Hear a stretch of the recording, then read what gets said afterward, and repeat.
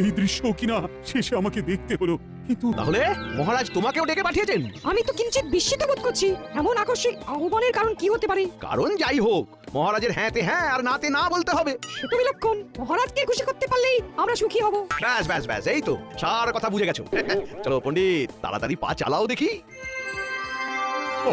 যারা এসব বুঝতে পারবে তারাই তো এসে পৌঁছলো না এখনো। কি জানে আর কতক্ষণ অপেক্ষা করতে হবে। এই তো আমরা এসে গেছি মহারাজ। আমাদের এখানে কি করতে হবে সেটা বলুন। শোনো, আমি স্বপ্ন দেখেছি যে খুব তাড়াতাড়ি আমি রাজাধিরাজ উপাধি পাবো। তাই মন্ত্রী আর পণ্ডিত তোমাদের নিয়ে একসাথে বসে আমি আমার স্থাবর অস্থাবর সম্পত্তির পরিমাণ কত সেটা ভালো করে জেনে নিতে চাইছি। সে তো জানতেই হবে মহারাজ, আপনি রাজাধিরাজ হবেন বলে কথা।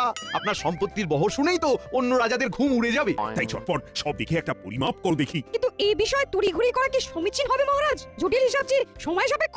হ্যাঁ, সময় লাগবে বলছো? না না, হিসাব তো সব করাই আছে, শুধু একটু চোখ বুলিয়ে নিলেই হবে। হ্যাঁ, মানে তাহলে তো হয়েই গেল, আর দেরি হবে না, তৎক্ষণাৎ হয়ে যাবে। হয়ে যাবে না, বলো হয়ে গেছে। কোষাগারে সঞ্চিত আছে শত সহস্র মোহর, রাজস্ব বাবদ আরো 5 সহস্র মোহর এই আদায় হলো বলে। আয় ব্যয়ের হিসেব ছেড়ে স্থাবর সম্পত্তির দিকে দেখুন মহারাজ। ও 1 লক্ষ বিঘা জমি, প্রতি পরগনায় মহল, কোঠা বাড়ি, দিঘি, পুষ্করিণী। তাই নাকি? তাই নাকি? সব নথিপত্রে আছে বুঝি? এ তো কিছুই নয়, খুঁটিয়ে দেখলে আরো কত কি পাওয়া যাবে। অলংকার, গচ্ছিত সোনা, হীরা জহরতের হিসাব তো এখনো বলাই হয়নি। ও, তার মানে আমার আমলে শুধু কৃষ্ণনগরেরই উন্নতি হয়নি, তার সঙ্গে আমার ব্যক্তিগত আয়ও বেড়েছে। সাধে কি আর নবাব আপনাকে সমঝে চলে মহারাজ? মুর্শিদাবাদের নবাবের সমতুল্য যদি কেউ থাকে তবে তিনি হলেন মহারাজ কৃষ্ণচন্দ্র। সম্পদে ঐশ্বর্যে আপনি অতুলনীয় মহারাজ। বেশ বেশ, তবে শুধু এটুকুতেই আমি থেমে থাকতে চাই না, আরো আরো অনেক সম্পদ চাই আমার। নিশ্চয়ই মহারাজ, আপনাকে যে এক এবং অদ্বিতীয় হতে হবে। তোমার বাকি হিসেবটাও করে ফেলো, তবে আমি তোমাদের পারিতোষিকের ব্যবস্থা করছি। আমরা তো তারই অপেক্ষা করছি। না মানে এই যে হিসাব করছি। মহারাজের জয় হোক। তবে আজও যেন মনে হচ্ছে মহারাজ একটু বেশি খুশি খুশি আছেন।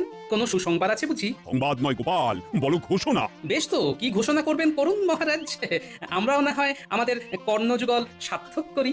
ওহ, গোপালের তো দেখছি মুখ দিয়ে ভাষার ফুলঝুরি ছুটছে। পণ্ডিতের টোলে নাম লিখিয়েছে বুঝি? সে যাই হোক, তবে একবার মহারাজের ঘোষণা শুনলেই সব ছোটাছুটি বন্ধ হয়ে যাবে। শোনো সবাই, আমি ঘোষণা করছি শুধু বাহুবলে নয়, অর্থ বলেও আমি এখন নবাবকে টক্কর দিতে পারি। তাই নবাবের চোখ রাঙানিকে আর ভয় করব না। সে কি? এ আবার কেমন কথা?